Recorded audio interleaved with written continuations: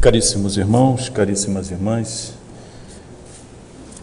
que as vibrações sereníssimas de Jesus, que nos abençoam no momento, possam continuar vertendo generosas seu coração magnânimo, imprimindo em nossas almas a energia, a segurança, o discernimento, a luz, a coragem que necessitamos.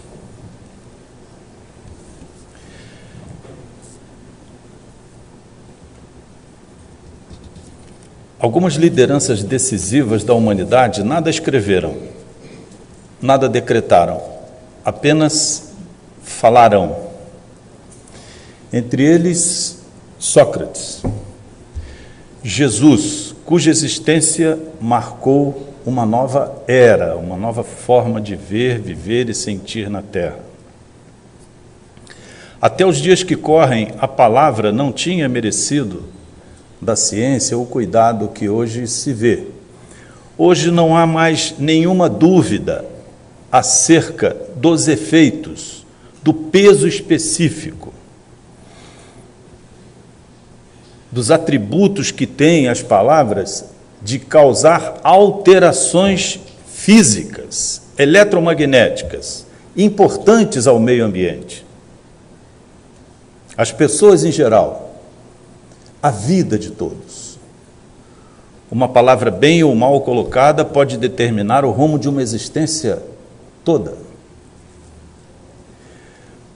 Portanto, na era em que vivemos a crise mais profunda e ampla, a crise conceitual mais profunda e ampla que já experimentamos, uma crise ética sem precedentes, é preciso estar atento ao que falamos, como falamos, com quem falamos, por que falamos, que tipo de noções, ideias e especialmente sentimentos e emoções irradiamos, porque o poder radiante da palavra é um fato hoje indiscutível.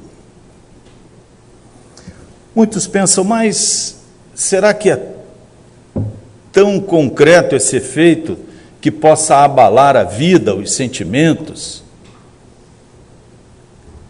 o patrimônio afetivo de alguém? Vivemos num regime em que a palavra, fonte criadora de ideias, sentimentos, imagens, conceitos, ocupa uma posição transcendental. É capaz, sim, de mudar a vida de muitos, de estabelecer diferenças fundamentais, ao ponto de determinar a existência de uma pessoa. Recordamos-nos de um fato ocorrido em 1918, no Rio de Janeiro, na chamada Avenida Central, hoje Avenida Rio Branco, cujo protagonista foi Rui Barbosa, cujo valor, saber, talento, conhecimento, ninguém nega. Àquela época, o alvo dos ataques de Rui Barbosa era um moço chamado Pinheiro Machado, eminência parda do governo, a quem Rui Barbosa, da tribuna, com toda a capacidade, eloquência, percussiência, envolvimento, arrebatamento que tinha, voltou às suas armas. Num desses discursos havia alguém que entrara ali no Senado, por acaso. O Senado ficava no final da Avenida Central, hoje Avenida Rio Branco, no Rio de Janeiro. E ele estava exatamente porque estava desempregado, não tinha o que fazer. E, do início ao final, ouviu o discurso de Rui Barbosa. Em princípio, não deu muita importância, mas à medida que o Rui Barbosa ia justificando as suas ideias e as suas imputações sobre Pinheiro Machado, foi surgindo nessa pessoa, que curiosamente tinha o nome de Manso, um arrebatamento. E ao final do discurso de Rui Barbosa, ele estava absolutamente convicto de que todo o mal do Brasil, inclusive o desemprego, tinha como causa Pinheiro Machado. O que fez ele, então? Saiu do Senado e, com pouco dinheiro que tinha na mão, dirigiu-se a um local, a uma charutaria, comprou um punhal comum à época, foi para o denominado Hotel Central, que ficava nas imediações do Senado, e passou o dia inteiro aguardando Pinheiro Machado, à porta do hotel. A segurança não é como hoje ocorre, então qualquer pessoa poderia saber quem estava entrando e saindo sem muitos cuidados. Bom, o final da história é que Manso aplicou-lhe 7 punhaladas em Pinheiro Machado, na porta do hotel, sem nunca tê-lo visto antes. E a perplexidade tomou conta de todos. Afinal, o que está acontecendo? Por que você fez isso? E depois do interrogatório minudente na polícia, ele explicou que era um agente de salvação do Brasil, porque ali residiam todos os problemas da pátria. E com mais aprofundamento, acabou se descobrindo que o mobilizou e o convenceu de maneira arrebatadora foi exatamente o discurso de Rui Barbosa. Pela palavra, Rui Barbosa alterou o destino de muitas pessoas, especialmente desse desempregado e de Pinheiro Machado. Nas relações intersubjetivas entre pessoas, Jean-Paul Sartre costumava afirmar que existe uma relação de súcubo e íncubo, ou seja, um sujeito e um objeto. E esses reflexos são absolutamente inafastáveis, não há como evitar. Quando alguém fala e outro ouve, quando um age e o outro ouve, quando alguém recomenda, expressa um sentimento, um pensamento, e o outro recepciona esses pensamentos, há uma relação de súcubo e íncubo, ou seja, um influencia de tal maneira no outro que aquele outro já não é a mesma pessoa. Curiosamente, na teoria de Jean-Paul Sartre, referindo-se aos casais, que são pessoas que convivem muito tempo, pelo menos era há algum tempo atrás, e hoje está voltando a ser, graças a Deus, porque a família é a base de tudo, imaginou-se que alguém pudesse se constituir em sujeito sempre o objeto sempre o outro. Mas, adverte Jean-Paul Sartre, essas posições são cambiantes. Nem todo mundo, ou ninguém pode ser sujeito o tempo todo, nem ninguém, por mais submisso que seja, é objeto do outro. Porque até a inação produz efeitos de influenciação do outro. Nós estamos falando de situações que podem não envolver a palavra, os atos, a traição ou a fidelidade, o planejamento, a armadilha, a cilada ou a vida rotineira. Quando adicionamos esses ingredientes, fica muito mais complicado conviver. Até porque sabemos pela doutrina dos espíritos, segundo a lei de causa e efeito, nada, absolutamente nada do que fazemos a outrem deixa de ter uma repercussão em nós mesmos. E quando uma palavra, bem ou mal colocada, determina uma variação na existência do outro, nós seremos responsáveis pelas consequências daquela variação. Temos um problema sério, nós que estamos nessa dimensão, porque nós estamos muito mais próximos dos animais do que dos anjos. A nossa estrutura biológica, psiconeurofisiológica, está muito mais para o animal irracional do que para o anjo. Estamos no intermédio do domínio ou do autodomínio, da emissão de pensamentos, de sentimentos, do adestramento da vontade. E como estamos mais próximos à animalidade, damos preferência ao princípio, à lei de conservação. Privilegiamos a segurança. Estamos prontos para a luta, ou para a fuga, para a caça, para a dominação, para o confronto. De maneira a conservarmos-nos tais quais somos.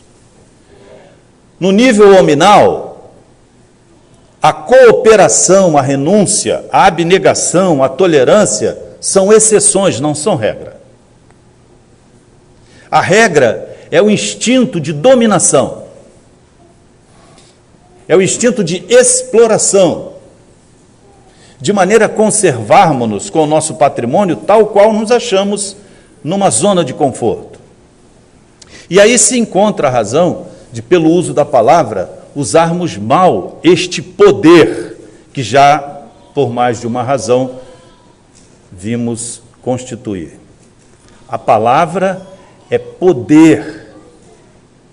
A palavra de Jesus tinha tal poder que mudou o rumo da história. A energia que verte das sentenças de Jesus é tão intensa que médiuns videntes observam que o simples enunciar de uma sentença modifica a atmosfera ambiente.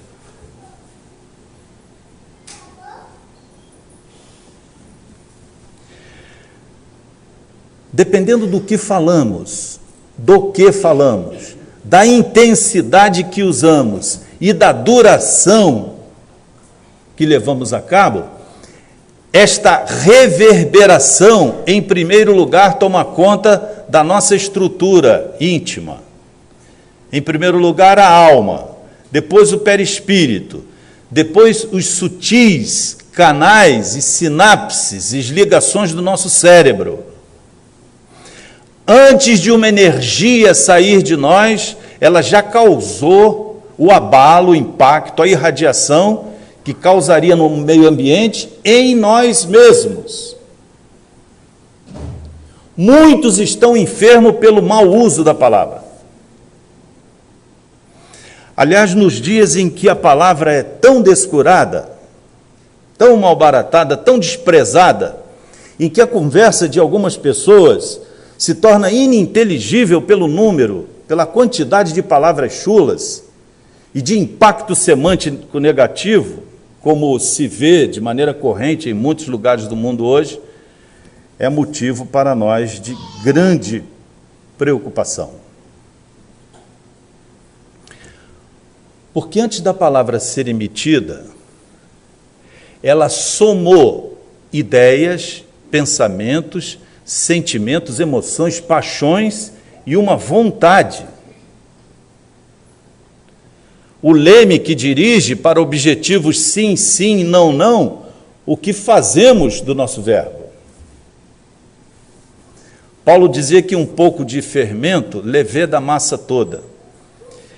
É às vezes um simples grito, um apulpo, uma interjeição maldosa que arrasta multidões na direção da delinquência. Isso é muito comum nos campos de futebol. Bastou a ideia e a emissão de uma pessoa, a palavra de uma pessoa, para induzir os demais a fazer alguma coisa. Daí a necessidade que temos de gerenciar bem esse poder, porque é um poder. André Luiz, em companhia de Gúbio e Eloy, nos deixam um exemplo marcante do que pode ocorrer em grupos humanos que usam mal a palavra, o verbo. Para resgatar Gregório, que causaria inveja aos demônios que hoje as igrejas dizem existir, Gregório era um demônio, chefe de uma região trevosa, foi resgatado por André Luiz, especialmente por Gúbio e Eloy, mas para chegar nessa região sombria, onde Gregório dominava milhões de almas, eles precisaram atravessar uma dimensão intermediária. E André Luiz, lá no livro Libertação, descreve o que ele sentia ao penetrar nesta cidade, ou nessas imediações, nas áreas limítrofes à cidade. O ar era tão denso que era como se nós, aqui, comparando, respirássemos dentro de uma piscina, dentro d'água. André Luiz sofreu muito com a necessidade de adaptar a sua vibração, aquela dimensão densa onde eles penetravam, porque a dor, segundo ele, era parecida com aquela que temos quando aspiramos, inalamos água. Tal a densidade do ar que ali constitui o ambiente. E curioso, ele pergunta a Gubbio o que ocorre. E Gubbio diz a ele: basta observar o teor das conversas, das palavras, dos projetos, das ideias, dos pensamentos e sentimentos que nesse ambiente é cultuado. E André Luiz, aproximando-se de um grupo, eles não ouviam, né? Curiosamente, só se falava português lá, a língua portuguesa, mas um português degradado, apenas com palavras que feririam, né, o mais rude e áspero daquele que entre nós está acostumado aos apupos de um campo de futebol, por exemplo. André Luiz se surpreende com a quantidade de palavras chulas e identifica que a composição da palavra gerava uma energia específica, causando abalos no ambiente e nas pessoas, impregnava as pessoas. E da mesma forma que ela impregna o ambiente e as pessoas, ela antes reverbera dentro da própria estrutura psicofísica, neuropsicofísica e espiritual, abalando a própria estrutura do emissor. Significa dizer, se desejamos ter mais equilíbrio, menos sombras, mais luz, mais equilíbrio em nós mesmos, é preciso ter vigilância permanente sobre o que falamos, sobre o que permitimos acessar. Há uma empresa de radiodifusão e televisão que está a semana inteira falando sobre um mesmo fato de grande impacto social. E cada vez que repetem com minudência de detalhes, ou seja, criam uma atmosfera tal que levam as pessoas que não participaram do evento a estarem vinculadas a ele, sofrendo ou se ressentindo de todos os efeitos perniciosos que aquele fato provocou. Se a imprensa tem o nobre dever de alertar, se constituir num fator importante para o Estado democrático de direito, pela divulgação do que ocorre, a insistência pela exploração patrimonial dos fatos levará esses responsáveis certamente a terem que reparar esses intensos, duradouros e nocivos débitos que criaram no meio social. Há programas que ou nós desligamos ou nos tornamos súcubos daquela emissão. Há palavras que repetimos pela repetição que ouvimos e, de repente, nos damos conta que aquela palavra é inadequada para o ambiente, para o momento ou para as pessoas que ouvem. Hoje se usam palavras de baixo calão com muita permissividade em todo lugar, até nos meios de comunicação, o que revela a degeneração, a dissolução dos costumes, dos bons costumes.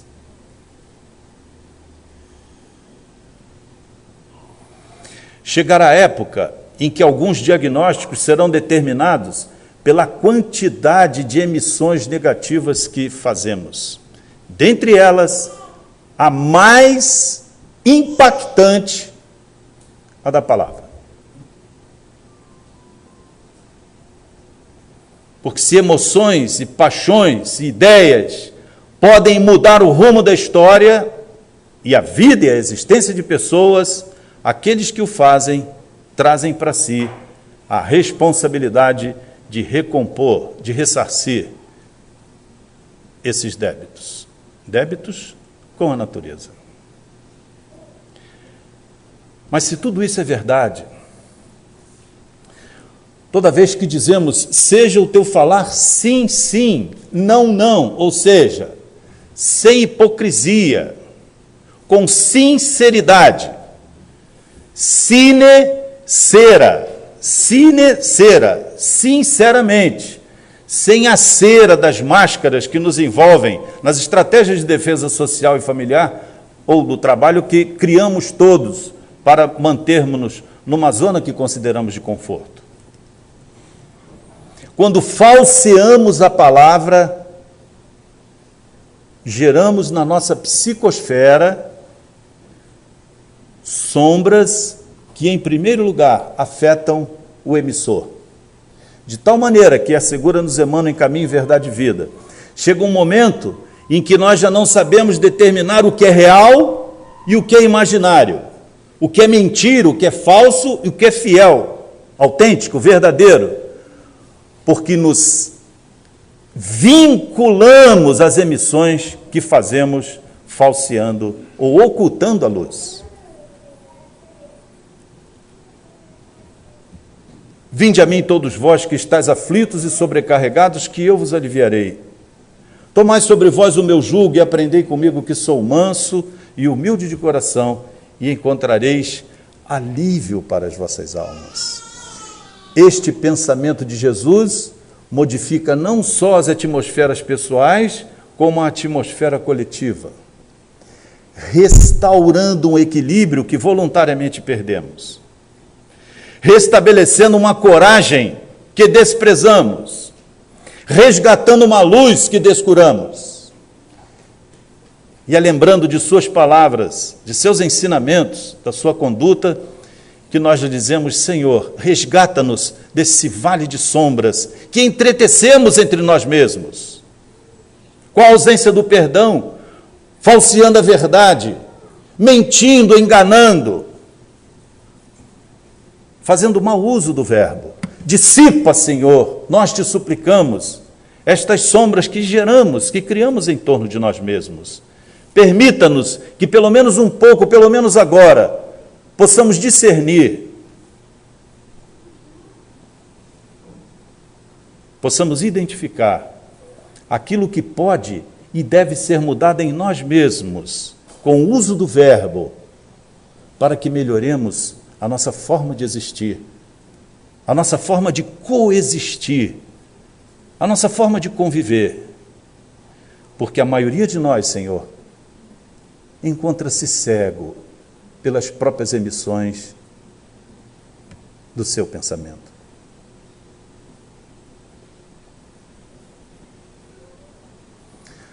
Ajuda-nos a perceber, Senhor, onde e como podemos estabelecer em nós e não no outro os mecanismos de correção para que o nosso falar seja sim, sim, não, não, daqui para sempre. Como certamente nos faltará coragem, Senhor, em muitos dos momentos, porque há coisas que ocultamos tanto dos outros, que mal percebemos em nós mesmos. Dá-nos coragem, Senhor, coragem para prosseguirmos no caminho da iluminação própria. Ajudai-nos a acender a nossa luz antes de atravessarmos a grande sombra que nos aguarda a todos, queiramos ou não, quando daqui partirmos. E nenhum de nós sabe quando será esse momento.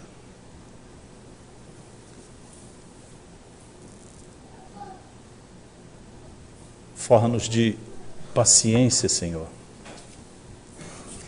Paciência daqueles que fazem opções com segurança, com clareza, e sabem ter fé para guardar um momento preciso. Dá-nos tolerância, Senhor, que não se confunda, como sempre, em conivência. Que a nossa tolerância ainda é conivência.